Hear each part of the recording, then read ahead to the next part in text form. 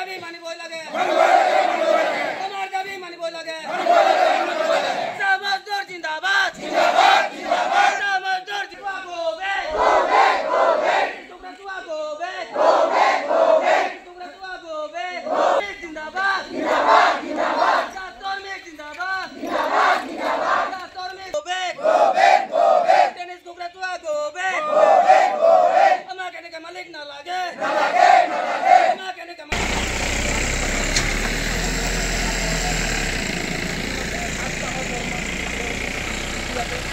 6 তাৰিখ দেই গোটেই আপোনাৰ লেবাৰ কমিশ্যনাৰো ওপৰৰ পৰা আলোচনা কৰি আছে আৰু লেবাৰ মিনিষ্টাৰৰ লগত আলোচনা কৰিছে চিফ ছেক্ৰেটাৰীৰ লগত আলোচনা কৰিছে ডিচি অলৰেডি চিঠি ওলাই গ'ল শনিবাৰলৈকে যেনে তেনে আপোনালোকে দৰ্জ ধৰক আপোনালোকে বিচাৰক মালিকৰ লগলৈকে ঠিক কৰিছে গম পাইছে ইমান ধৈৰ্য ধৰিব এইটোতো হয় এতিয়া ইমান দুখৰ বিষয় আমাৰ নিজৰ অধিকাৰ নিজৰ প্ৰাপ্য নিজৰ এই যে 8 ঘণ্টা কষ্ট কৰা এই দৰমহাটোৰ কাৰণে যে মাত মাতিব লাগিব এইটোৰ কাৰণে যে মিটিং বহিব তাৰ কি লাজৰ বিষয় আছে নি ডেনিছ কুকুৰাচোৱা যদি চলাব নোৱাৰিছে তাক সিলিণ্ডাৰ কৰাই দিব লাগে আপোনালোকে এইটোৱেতো কৈছো কৰাব লাগে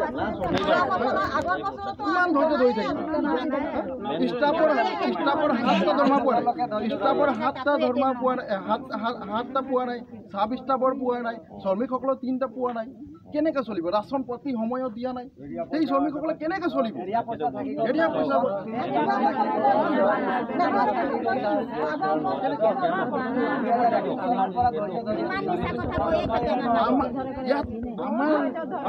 আমাৰ শ্ৰমিকসকলৰ কাৰণে মিটিং কৰিব লাগিব কিমান দুখৰ বিষয়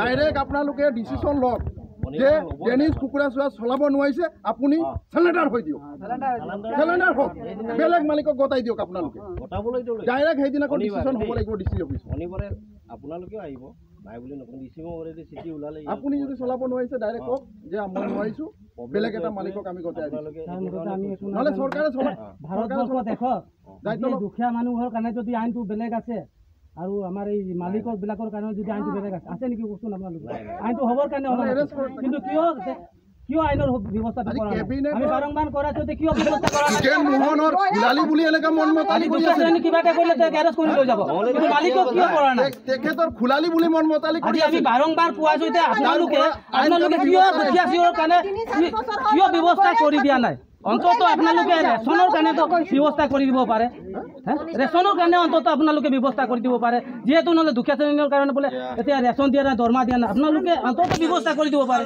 কিয় কৰা নাই আপোনালোকে আমি আপোনালোকক প্ৰথমবাৰ দিয়া নাই আমি বাৰম্বাৰ আপোনালোকক আমি কৰি আছোঁ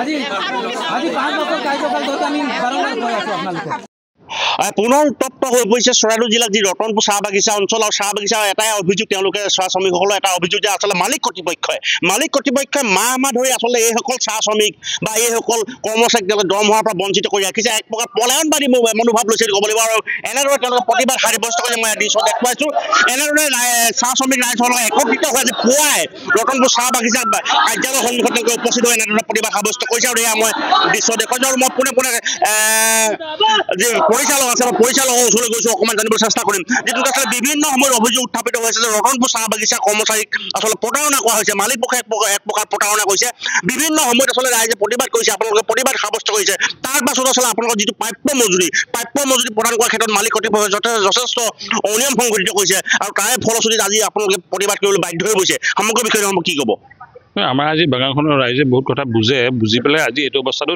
তেওঁলোকে নিজৰ দহবন কাটি কৰি আহি নিজৰ বুলি ভাবি পেলাই কামখিনি এতিয়াও কৰি আছে আজি টাইপত এতিয়া আমাৰ কলমৰ কাম ধুনীয়াকৈ চলি আছে কেচিও চলি আছে দুইটা পাৰ্টি আপোনাৰ মেন ওমেন দুইটাই কলম চলি আছে ইয়াৰ পিছতো তাকে ৰাইজে বুজি পেলাই কামখিনি আগবঢ়াই লাগিব কাৰণ কাইলৈ বকিলে যদি কোনোবা আহে কামখিনি আমি সময়ত কৰিব লাগিব সেইখিনি কামখিনি আমি কৰাই আছোঁ গোটেইখিনি ৰাইজ মিলি পেলাই আমাৰ ষ্টাফো আছে লগত চাব ষ্টাফো আছে যথেষ্ট বুজে কামখিনি কৰি আছে আৰু এই অৱস্থা আজি হ'ল মালিকপক্ষৰ কাৰণে লাষ্ট আমাৰ পৰিচালক হিচাপে যিজন আছিলে বিপ্লৱ বুঢ়াগোহাঁই বুলি তেখেতে আপোনাৰ মালিকৰে হেৰি আছিলে তেখেতৰ হয়তো কিছু কথা জানিছিলে শেষত সেইটোৱে কথা আৰু তেওঁ বৰ্তমান নাই মানে মুখ্য পৰিচালকজনো নাই মালিকজনৰ নাম কি তেখেতৰ নাম ডেনিছ কুকুৰাচোৱা এতিয়া যথেষ্ট নিশ্চয় আপোনাৰ অসুবিধা হৈছে পৰিচালনা কৰাৰ ক্ষেত্ৰত হয় অসুবিধাৰ সন্মুখীন হৈছোঁ কাৰণ মানুহখিনি তাৰমানে কি মানুহখিনি আমাৰ যথেষ্ট বুজি আপোনালোকৰ মানে এতিয়া আমি ফ'ৰ্চো কৰিব নোৱাৰোঁ যিহেতু এনেকৈ অলৰেডি 2টা ফৰ্টনাইট শ্ৰমিকে ষ্টেল ইয়াৰ্ডে শ্ৰমিকে 2টা ফৰ্টনাইট পে'মেণ্ট পাবলৈ আছে।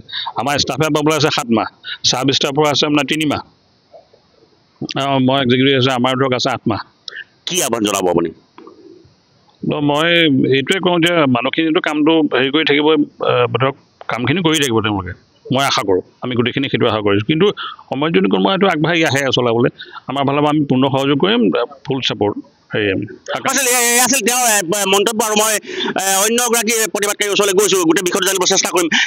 মই আৰু এজন আছে, কি ক'ব গোটেই বিষয়টো সন্দৰ্ভত কি ক'ব? আচলতে বিভিন্ন অভিযোগ উত্থাপিত হৈছে, বিভিন্ন সময়ত আচলতে পইচা নিদিয়া অভিযোগ উত্থাপিত হৈছে, বঞ্চিত কৰা অভিযোগ হৈছে, আৰু শেহতীয়াকৈ আচলতে মালিক কৰ্তৃপক্ষই এক প্ৰকাৰ পলায়নবাদী মনোভাৱ গ্ৰহণ কৰিছে, কি ক'ব?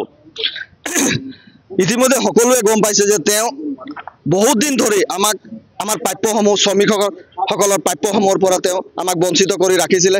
এই মৰ্মে আমাৰ বিভিন্ন ধৰণৰ আলোচনা বিলোচনা হৈছিলে, DC কোৰ্টতো হৈছিলে, প্ৰশাসনৰ লগত হৈছিলে, কিন্তু তেওঁলোকে সদায় আস্থা দি আজি আমাৰ এই পৰ্যায়ত আহি পাইছেগৈ। আৰু আজি তেওঁ কি কৰিলে, তেওঁ আজি শ্ৰমিকসকলৰ যি 3টা পষেকীয়া দৰমহা তেওঁ নিদিয়াকৈ থাকিলে।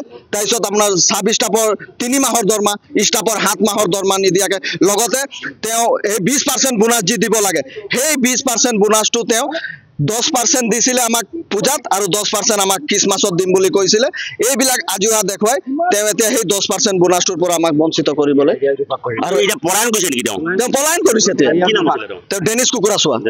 হয়, বাগিচাখন আচলতে কেতিয়াৰ পৰা পৰিচালনা কৰিছিলে? তেওঁ বাগিচাখন 2021 চনৰ পৰা তেওঁ কৰিছিলে।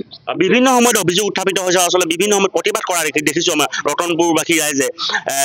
বাগিচা পৰিচালনা সমিতি আচলতে যথেষ্ট অনিয়ম সংঘটিত কৰিছে। এই বিষয়টোত আচলতে পূৰ্বতে এনেকুৱা ঘটনা সংঘটিত হৈছে। হয়, এনেকৈ বহুত ঘটনা হৈছে, কিন্তু তথাপিও শ্ৰমিক ৰাইজে তেওঁ সহযোগিতা কৰি আহিছিলে। কোনোবা দিন ভাল কেনে পৰিৱেশ আহিব নেকি বাগিচাখনত, কিন্তু তেওঁ সদায় দিন তেনেকুৱাকৈ চলাই নিব বিচাৰিলে।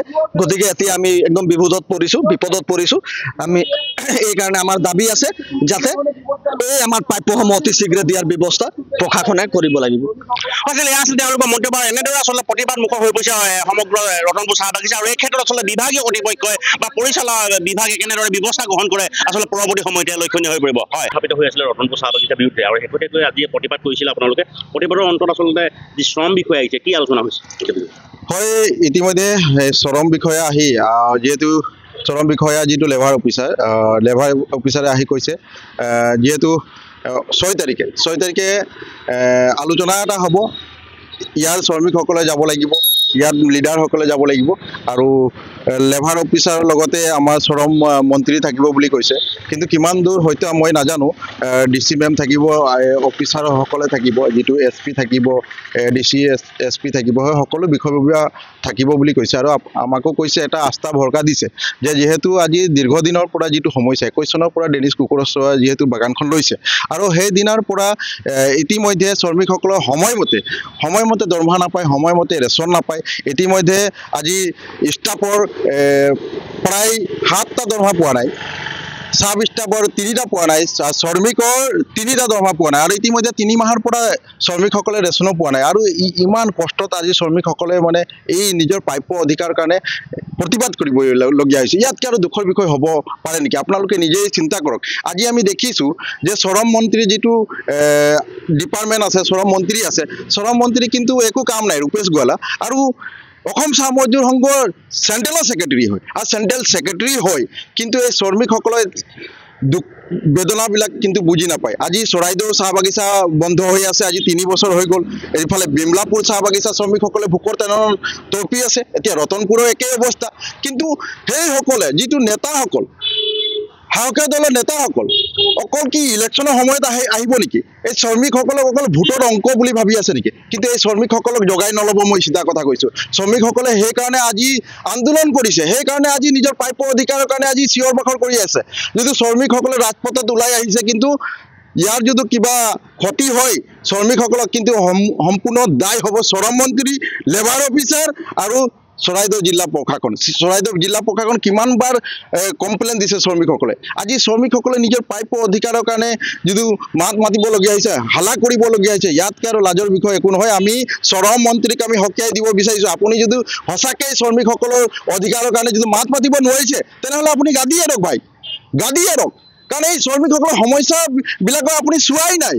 আপুনি অকল গাদীত বহি আছে কোনো ধৰণৰ শ্ৰমিকসকলে ক'ত অসুবিধা হৈছে কি হৈছে একো চোৱা চুই নাই কিন্তু ইলেকশ্যনৰ সময়ত আহিব এই শ্ৰমিকসকলক এতিয়া পাট্টা দিছে বুলি কৈছে আমি ধন্যবাদ দিছোঁ ৱেলকাম জনাইছোঁ প্ৰথমতে শ্ৰমিকসকলক পাট্টাটো দি লওক ভাই তাৰপিছত আপোনালোকে বাহ ল'ব আমিও কিমান ফটকা ফুটাব লাগে কিমান কি কৰিব আনন্দ কৰিম এক চাম দেখিছোঁ আনন্দ কৰিছে ফূৰ্তি কৰিছে আমিও কৈছোঁ ফূৰ্তি কৰক যেতিয়া পাট্টা পাই যাব তেতিয়া ফূৰ্তি কৰক আগতে ফূৰ্তি কৰি লৈছে সেইটো কিন্তু কি হ'ব ক'ব পৰা নাই আমি অনুৰোধ জনাইছোঁ অতি শীঘ্ৰে এই শ্ৰমিকসকলক ৰতনপুৰ চাহ বাগিচাৰ শ্ৰমিকসকলক যিবিলাক প্ৰাপ্য আছে বঞ্চিত হৈ আছে আজি 3 মাহৰ পৰা সেই প্ৰাপ্যবিলাক অতি শীঘ্ৰে দিবৰ কাৰণে আমি ডেনিছ কুকুৰাচৰাক অনুৰোধ জনাইছোঁ আৰু ডেনিছ কুকুৰাচৰা যদি চলাব নোৱাৰে চিলিণ্ডাৰ হৈ দিয়ক ভাই চিলিণ্ডাৰ হৈ দিয়ক এতিয়া যোগেন মোহনৰ কেবিনেট মন্ত্ৰী খুলালি হয় বুলি কিন্তু ই মনমতালি কৰি আছে নেকি হে মনমতালি কৰি আছে নেকি আজি তেখেতৰ ওপৰত আইনৰ ব্যৱস্থা নাই নেকি আজি আইনটো সকলো কাৰণে সমান আছে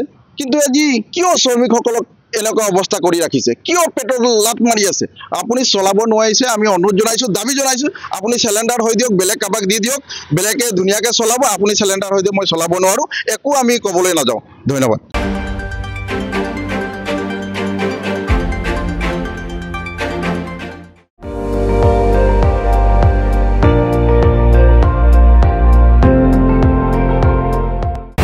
আপুনি চাই আছে ND24 সৰ্বশ্ৰেষ্ঠ নহয় সৰ্বোত্তমৰ দৌৰ